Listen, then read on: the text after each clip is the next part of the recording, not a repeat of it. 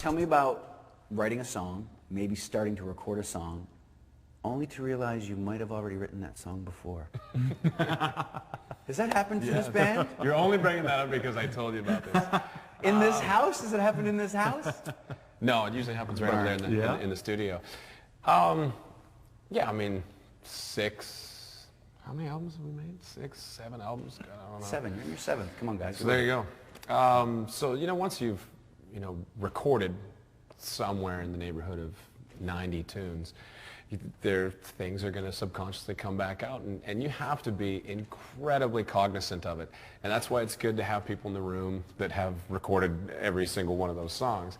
It's great having Joey around who records all our stuff. And Joe and I were working on this thing, and I'm like looking at him, and he's looking at me, and we're both like, this is good. We're just moving on something. We're just just moving around with ideas, and then like a melody, and so you just lay down a drum beat and start rocking different riffs and stuff, and then some melody stuff, and then one of the guys will come in and with a cup of coffee, and then all of a sudden Joe's like, hey, wait a minute, and then Mike will walk in with a cup of coffee and be like, why are we re-recording a song from a decade ago? Yeah, this was good.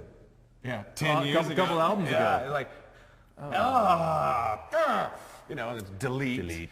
And then on the next one. And, that never used to happen because we just didn't have that much material to avoid. So now we not only have to avoid, everyone else's material, we have to avoid all of our own material as well.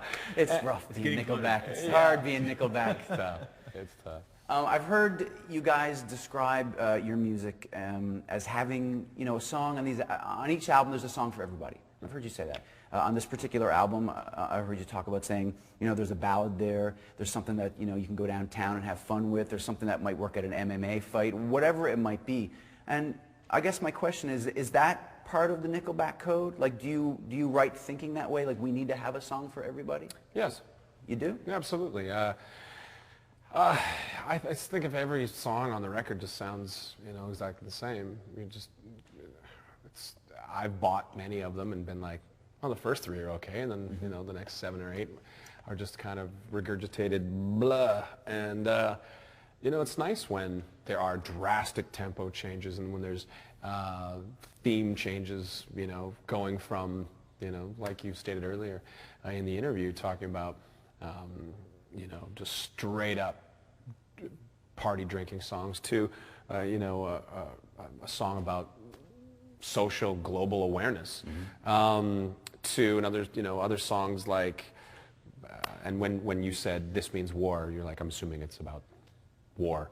It's not really. It's that's a song about anyone who's trying to overcome any type of challenge that they have in their life. And I talk about getting in there and beating it, whether it's cancer, whether it's trying to quit smoking, whether it's like a high school bully, it's been picking on you, and the last 3 years you've been taking jiu-jitsu classes, and you talked yourself up, and the next time he tries to stuff you in the locker, he's going to get put, whatever it might be. And these are challenges, any challenge that you might face in your life. This is the song that says that you're declaring war on that. I think the album, I think kind of what we do as well is I kind of came up with this a few months back, thinking it's like a day inside somebody's mind, the album, because it's you sit around and come up with answers. Oh, I'm alone. Yeah, I just sit there. Yeah, it's. Why don't you give me some? It's a skill. It's a skill. No, but if you think about it, it's like that's because that keeps me interested. That keeps us interested when it's kind of different stuff, because I'm not the same. I'm not in the same mood when I wake up in the morning as to when I'm in the afternoon. I don't know if you feel like saving the world all day long, and in the evening you're watching some hockey game or something, getting into it, or be the average guy and think about sex every 2 minutes or whatever it is.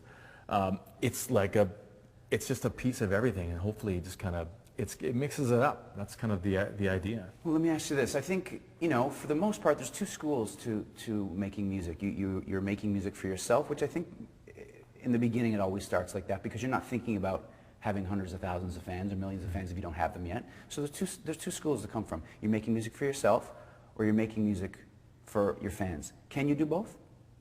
Absolutely. Yeah. We try to do it all the time. We want to be happy first. We don't want to be getting up there every night and playing something we don't like. That would be horrible. You know? So then you need to, then what you're doing then is making things that you like, but you're also trying to make sure that it's something that your audience is going to dig. So that doesn't seem to me it's an easy thing. Let me lift the curtain. Yeah, tell me, man. I want this house. I like how you remind me. I didn't write it because I was sitting there going, okay, I just want to write a big hit song. And it's like, I wanted to write a great song, you know, and that happened to be the one. I mean, anyone who writes songs wants to write a great song. I think that everybody who writes songs would love to write one that the entire world wants to sing along to. Absolutely. They're sitting there like, you know, they're doing whatever, housework, cleaning up, you know, working on their car, whatever it might be, and your song is stuck in their head. That's a great feeling. I like that song. I like Rockstar. You know, I like those tunes. You know, that wasn't us just sitting around going, okay, let's just make this catchy thing and, you know, cash in.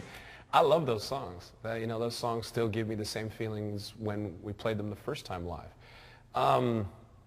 And the heavy songs are, you know, Burn It to the Ground is probably, that's my favorite song to play live every single night. When you can get that many people bouncing up and down, giving you the devil horns, and we're shooting 40-foot flames behind us, and you can feel that energy in the room, that is the best. You know, that's all there is to it. It's just, you know, whatever kind of song you're going to do, just put some effort into it and make it the best song it can be. That's the way we kind of come at it. You know, it's not that you don't come up with stuff that is definitely a little left field, which has happened a lot. I mean, there's one in the last recording session I brought back from an old hard drive we recorded a while back, one of his tunes, and it's in a bizarre time signature, and he kind of sings in different, and it was like, it's really interesting, but we just felt maybe it's just not going to sit right on this album. You know, you make that decision. So it's not that you don't create those things. We're just like, you know what? Everybody kind of has to get a feeling that, gotcha, I like this. This is going to go, you know, I'm going to enjoy playing this live. Cool. Okay, so we're going to go to break. I think Ryan's leaving us. You taking it? I'm this interview's over. And we're going to bring your brother in, Brother Mike. Okay. And we're going to talk. I'm going to find out who the boss is, I think.